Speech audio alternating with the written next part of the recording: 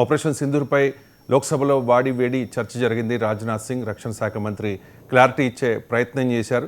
రాజకీయ అండ్ సైనిక లక్ష్యాలు సాధించిన తర్వాత మాత్రమే ఆపరేషన్ సింధూర్ను ఆపాం.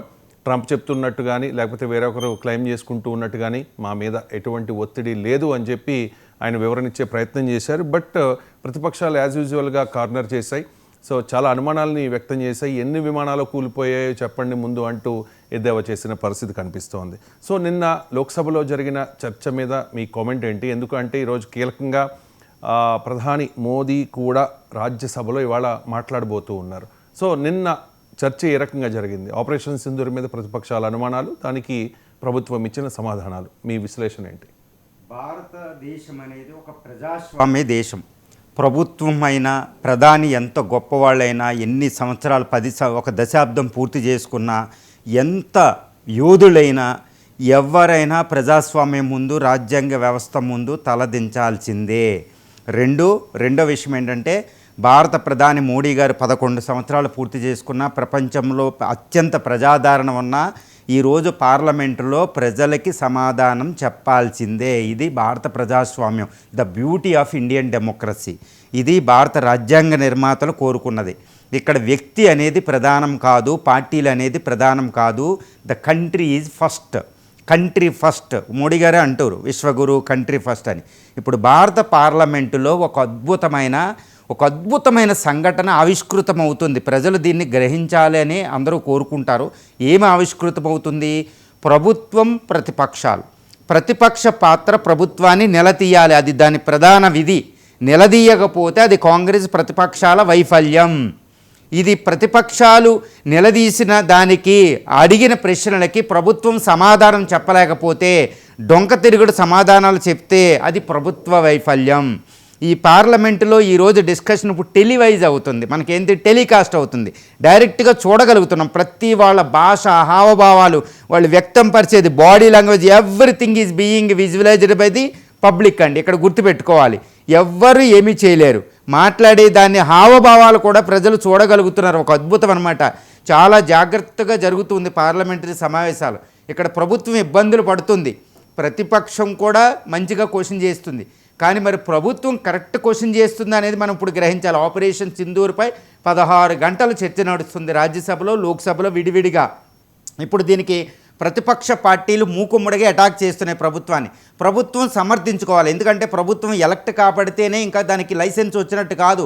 గవర్నెన్స్, పరిపాలన, దౌత్య విధానములు అన్నీ చక్కగా ఉన్నాయా లేదా అనేది ఇక్కడ మనం పరిగణించాలి. ఇప్పుడు ఆపరేషన్ సింధూరు చాలా సక్సెస్ఫుల్, ఒక అద్భుతమని ప్రభుత్వం ప్రకటించుకుంటుంది. మోడీ గారు కొన్ని వందల మీటింగుల్లో చెప్తున్నారు. అది కరెక్టా కాదని ప్రతిపక్షం ఇప్పుడు 5 క్వశ్చన్స్, ముఖ్యంగా చెప్పాలంటే 5 ప్రశ్నలను సంధించింది.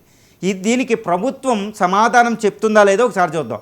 ప్రతిపక్షాలు సంధించిన ప్రశ్నలు భారత పార్లమెంట్లో, అంటే ప్రజల తరపున సంధించిన ప్రశ్నలు ప్రధానంగా ఫస్ట్ ఏంటంటేనండి, ఇది పహల్గాం దాడి ఏప్రిల్ 22వ తారీఖున 4 ఉగ్రవాదులు వచ్చి 26 మందిని చంపేశారు. అందులో నేపాలీ ఒకళ్ళు. అసలు వీళ్ళు అన్ని కిలోమీటర్లు ఎలా రాగలిగారు? సెక్యూరిటీ ల్యాబ్స్ ఎలా వచ్చింది? 2, ఈ అటాక్ జరుగుతుందని మీకు ఇంటెలిజెన్స్ సమాచారం, అంటే ఇంటెలిజెన్స్ లోపం ఉంది, సెక్యూరిటీ ఇంటెలిజెన్స్ లోపం ఉంది, అందుకే అటాక్ జరిగింది. దీనికి ప్రభుత్వం సమాధానం ఇచ్చిందా? ఫస్ట్ ప్రశ్న అండి. ప్రభుత్వం డొంక తిరుగుడు సమాధానాలు ఇచ్చింది. అసలు ఈ విషయాన్ని ఇంటెలిజెన్స్ ఫెయిల్యూర్ అనేది మాట్లాడలేదు. సో ఇక్కడ ప్రభుత్వ వైఫల్యం కనపడింది. ఎందుకంటే ప్రభుత్వం ఇప్పుడు ఈ సెక్యూరిటీ, పహల్గాంలో అక్కడ యూరి జరిగింది, పుల్వామాలో జరిగింది, పార్లమెంటులో జరిగింది, కాంగ్రెస్ టైంలో జరిగిన అటాకులు అంటున్నారు. మరి ఇప్పుడు బీజేపీ 11 సంవత్సరాల తర్వాత ఈ అటాక్ ఎందుకు జరగాలి అంటే సెక్యూరిటీ ల్యాబ్స్ ఉంది. పహల్గాం అక్కడ చెప్తున్నారన్నమాట. పహల్గాం అనేది టూరిస్ట్ క్యాంపులకి ముందే 2 నెలల ముందే ట్రావెలర్స్ ఓపెన్ చేసేసారు. ఇది సెక్యూరిటీకి, ఆర్మీకి ఇన్ఫర్మేషన్ ఇవ్వలేదు.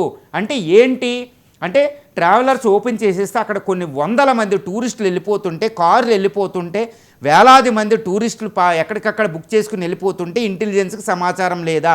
మరి పహల్గాం బోర్డర్ దగ్గర ఉంది. పహల్గాం అనేది చాలా డేంజరస్, ప్రపంచ ప్రఖ్యాతిగాంచిన ఒకటి. అక్కడికి అంతమంది వెళ్తుంటే ఆర్మీ సెక్యూరిటీ ఎందుకు లేదు? పోలీస్ సెక్యూరిటీ ఎందుకు లేదు?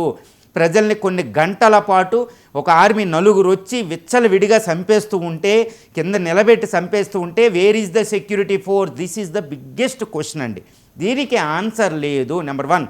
తర్వాత ఇంటెలిజెన్స్ అనేది లోపం ఉంది. ఇంటెలిజెన్స్ సెక్యూరిటీ లోపం. మన కార్గిల్ అది వచ్చింది, అప్పుడు 1999లో ఇంటెలిజెన్స్ లోపం అని వచ్చింది, మళ్ళీ అదే పునరావృతమైంది. మరి ఎన్నిసార్లు ఇంటెలిజెన్స్ లోపాలు ఉంటాయంటే, ఎన్నిసార్లు ఈ అటాకులు? ఆఫ్టర్ పాకిస్తాన్ 4 తీవ్రవాదులు వచ్చి అటాక్ చేయడం ఏంటి? ఈ క్వశ్చన్కి సమాధానం అక్కడ లేదు number 1. Number 2 question, 2 opposition right చేసిన రెండవ క్వశ్చన్ ఏంటంటే, అసలు మీరు ఆపరేషన్ సింధూరు మే 7వ తారీఖున మొదలు పెడితే 6వ తారీఖున టెర్రరిస్ట్ క్యాంపులు అటాక్ చేసాం, పాకిస్తాన్ ప్రతిస్పందించింది. మే 7 నుంచి 10 వరకే ఆపరేషన్ సింధూర్ కొనసాగింది. పాకిస్తాన్లో 11 ఎయిర్ బేస్ని అటాక్ చేయడం జరిగింది. ఎంతో నష్టం కలిగించాం. పాకిస్తాన్ మోకాళ్ళ మీద నిలబడిపోయింది. It knees to the brought to the knees అని పడిపోయింది. ఇప్పుడు సడన్గా ఆపరేషన్ సింధూర్ని ఎందుకు ఆపారు అనేది రెండో క్వశ్చన్ అనమాట. ఇక్కడ రాజ్నాథ్ సింగ్ గారు ఏం చెప్తున్నారంటే, ఇక్కడ చక్కగా ఆన్సర్ చెప్పారు. ఆ ఆన్సర్ ఏంటంటే, మేము వార్ చేసి పాకిస్తాన్ మేము ఏదైతే సాధించాలనుకున్నామో అన్నీ సాధించాం కాబట్టి అటు పాకిస్తాన్ డీజీఎంఓ చేసిన కాల్కి ప్రతిస్పందించి మేము యుద్ధాన్ని ఆపేసాం సడన్గా అని చెప్తున్నారు. ఏంటి అసలు ఏం సాధించాలనుకున్నారు? టెర్రరిస్ట్ క్యాంపులు 9 టెర్రరిస్ట్ క్యాంపులు అటాక్ చేశారు 11 ప్లేసుల్లో. కాబట్టి 100 మంది టెర్రరిస్టులను చంపాం. కానీ ద రెసిస్టెన్స్ ఫోర్స్ యొక్క దానికి మాతృకైన లష్కర్ ఈ తోయిబా హఫీజ్ సయీద్ చనిపోలేదు, మసూద్ అజహర్ చనిపోలేదు.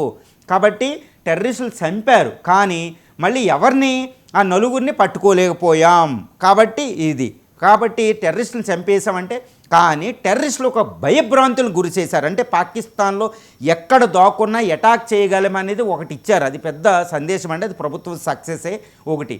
రెండోది ఏంటంటే, ఇంకా సాధించవలసింది ఏంటంటే, పాకిస్తాన్ మేము ఓడించేసాం 4 రోజులు, ఇంకా చేయవలసింది ఏంటి అనేది. కానీ ఇక్కడ రాజ్నాథ్ సింగ్ గారు ఒక్క విషయాన్ని మాత్రం చక్కగా చెప్పలేకపోయారు. అదేంటి?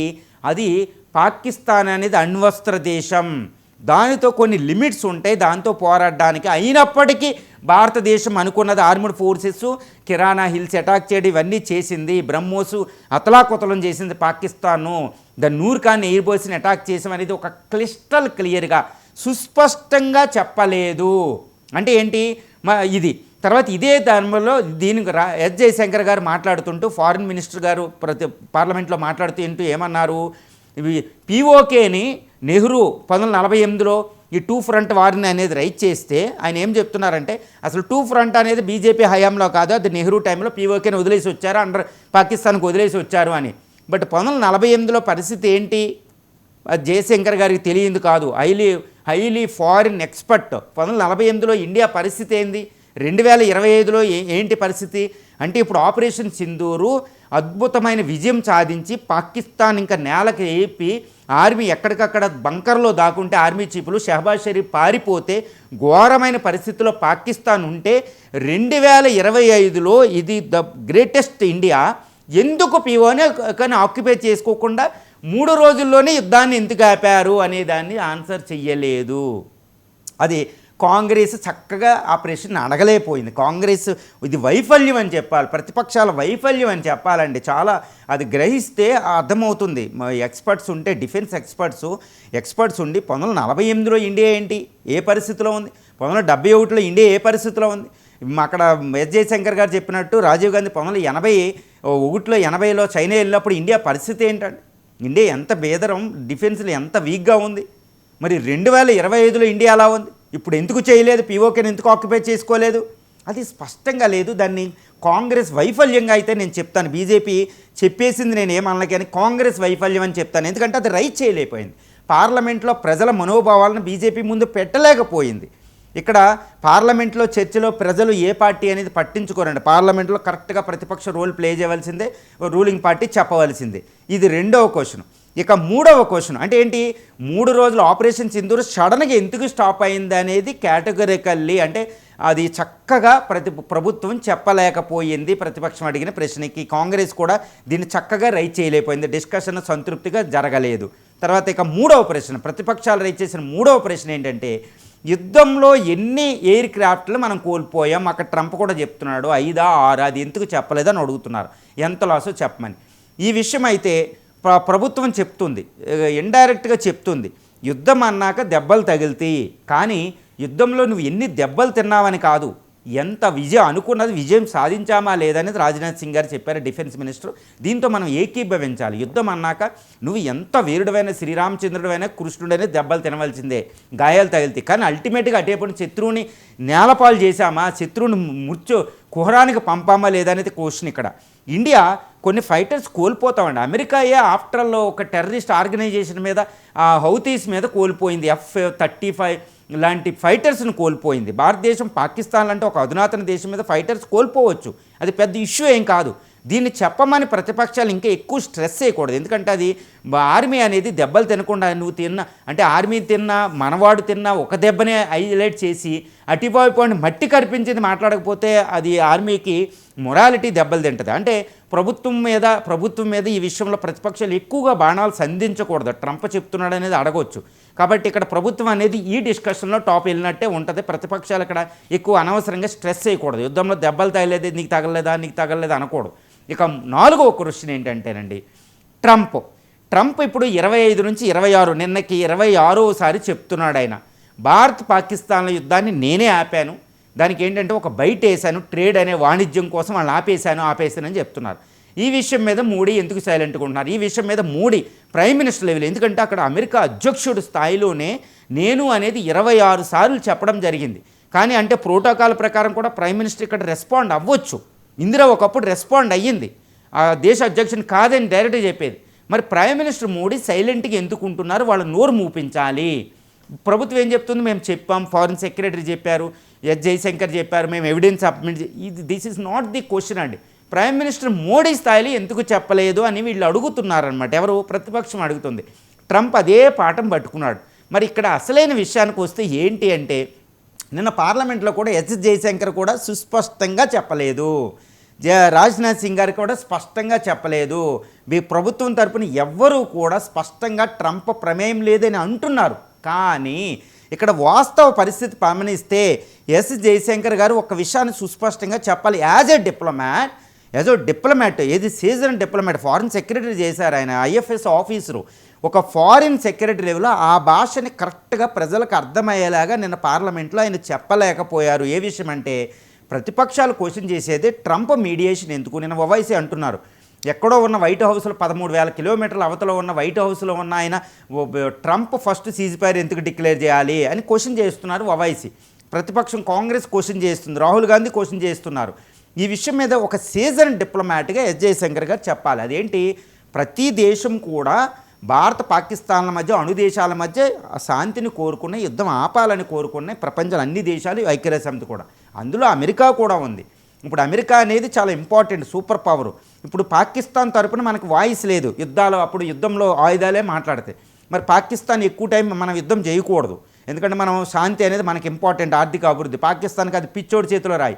మరి పిచ్చోడి చేతిలో రాయిగా అణ్వస్త్రాలు ఉన్నప్పుడు ఆ పిచ్చోడు ఎవడ మాట వింటాడో వాడు ఇన్వాల్వ్ అవుతాడు. అందులో పాకిస్తాన్ ఉందండి, Saudi Arabia MBS Mohammed bin Salman ఉన్నాడు, తర్వాత ఇరాన్ విదేశాంగ మంత్రి పాకిస్తాన్లో దిగి యుద్ధాన్ని ఆపండి అని మాట్లాడారు, అటువైపు ఇటు విదేశాంగ మంత్రి.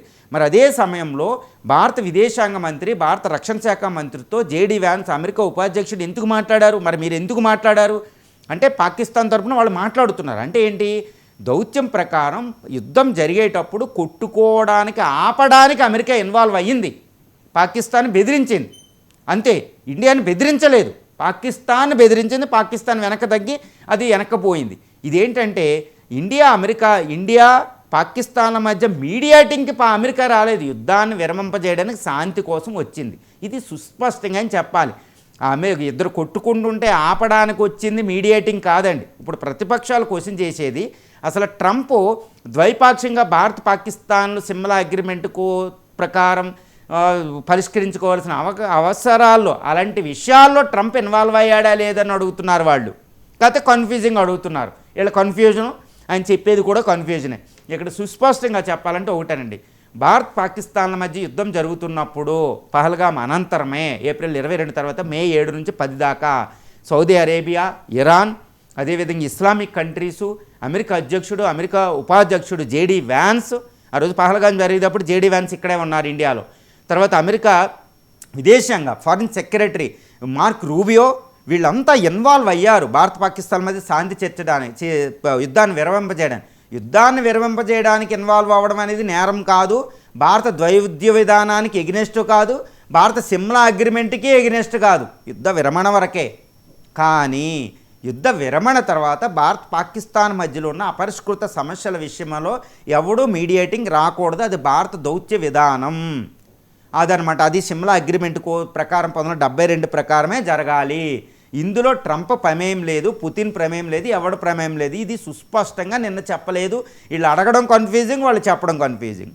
అమెరికా ప్రమేయం ఉంది. ఎక్కడి వరకు? పాకిస్తాన్ని బెదిరిస్తారు. పాకిస్తాన్ బెదిరించారు.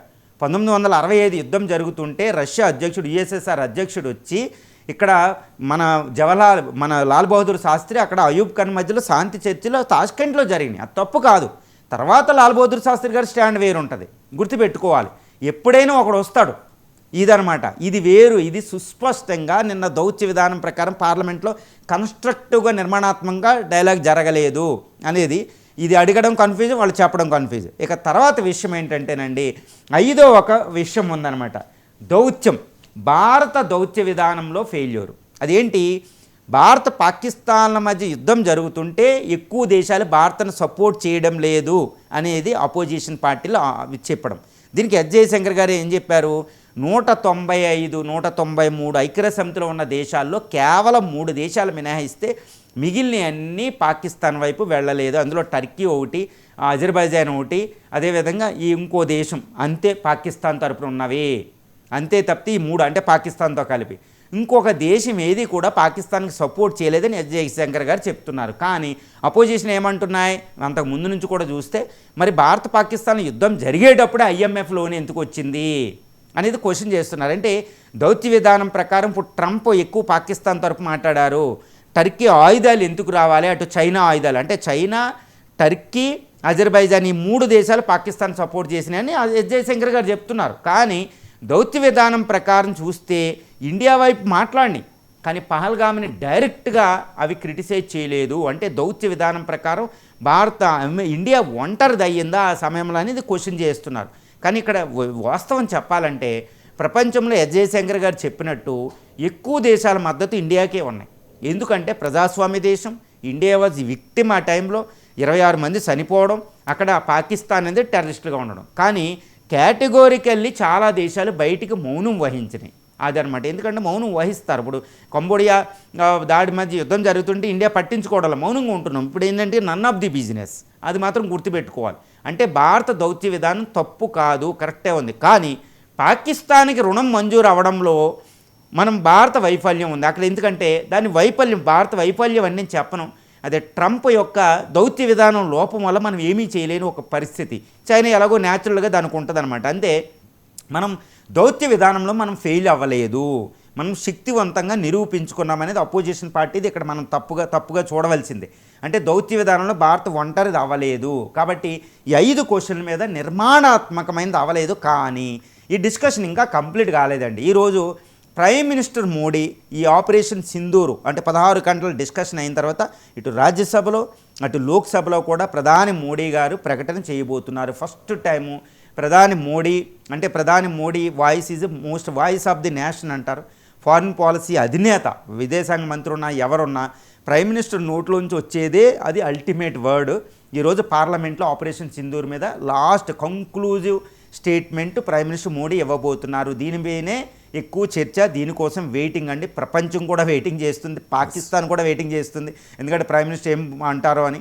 తర్వాత ఇటు ట్రంప్ గోలగోల, ఎందుకంటే ట్రంప్ ఫస్ట్ టైము ట్రంప్ నోరు మూసే విధంగా ఈరోజు ప్రధాని మోడీ గారు మాట్లాడతారు అనేది ఇక్కడ సుస్పష్టంగా ఉంది. కానీ ప్రధాని మోడీ గారికి మనం ఇక్కడ ఒకటి యాక్సెప్ట్ చేయాలి.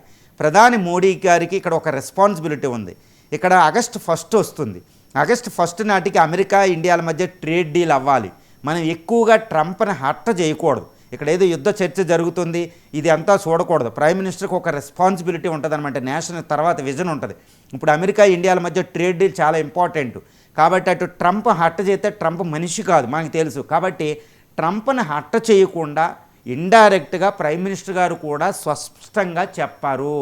చెప్పకుండానే నేను ఆపరేషన్ సింధూర్లో నేను ఎందుకు ఆపానని చెప్తారు. కానీ ఇక్కడ ఒక విషయం, ఆపరేషన్ సింధూర్లో 4 రోజులకి యుద్ధాన్ని ఆపడం అనేది భారతదేశం యొక్క చాలా విశిష్టమైన ఎయిమ్ అండి. ఎందుకంటే అది అణ్వస్త్ర దేశం, దాంతో ఒక లిమిట్ ఉంటుంది, అది చెప్పరు. ప్రైమ్ మినిస్టర్ అది డిసిషన్ తీసుకుంటారు, తండ్రిలాగా ఆయన తీసుకున్న డిసిషన్ కరెక్టే. ఈరోజు కూడా కన్క్లూడివ్గా డిస్కషన్ ఇస్తారు, కానీ ట్రంప్ని హట్ట చేయని విధంగా ఆయన ఈరోజు మాట్లాడతారు. ఎందుకంటే ఇంకా 2 రోజుల్లో ట్రేడ్ డీల్ అవ్వాలి, దాని మీద మనం దృష్టి పెట్టాలి. సో ఈ విషయం మీద ఈరోజు ట్రంప్ కోసం ప్రైమ్ మినిస్టర్ మోడీ కూడా డైరెక్ట్గా మాట్లాడే అవకాశం లేదు. ఆయన పేరు కూడా ఊసు కూడా ఎత్తరు, కానీ ఆయన ఒకటే అంటారు, ఇండియా పాకిస్తాన్ల మధ్య యుద్ధ విరమణలో ఎవరి ప్రమేయం లేదు, పాకిస్తాన్ వస్తే మేము యాక్సెప్ట్ చేసామనే చెప్తారు ప్రైమ్ మినిస్టర్. ఇది అందువల్ల ఈరోజు కూడా మన స్పష్టమైన వివరణ మనం కోరుకోకూడదు, అది ప్రభుత్వం, ఎందుకంటే అది దేశాన్ని నడిపించాలి. ప్రతిపక్షాలు ఈరోజు క్రిటిసైజ్ చేయడానికి ఉంటాయి. అందువల్ల ఇది ఒక నిర్మాణాత్మక, కానీ ఒకటేనండి లాస్ట్ కంక్లూజన్ ఏంటంటే, ఒక బ్యూటిఫుల్ ప్రజాస్వామ్యబద్ధమైన ఒక అద్భుతమైన పార్లమెంటరీ డిస్కషన్ చూస్తున్నాం. ఇలాంటి పాకిస్తాన్లో, బంగ్లాదేశ్లో, ఇలాంటి దేశాల్లో మనం రోగ్ స్టేట్లో మనం చూడం. ఇది భారత ప్రజాస్వామ్యం, ఒక అద్భుతమైన రాజ్యాంగ వ్యవస్థ గల అద్భుతమైన ప్రజాస్వామ్యం, ఒక వైబ్రెంట్ డెమోక్రసీ ఉన్న ఒక ఇండియాలోనే ఇలాంటి ఆవిష్కృతం అవుతాయి. దాన్ని చూస్తూ ఉండాలి.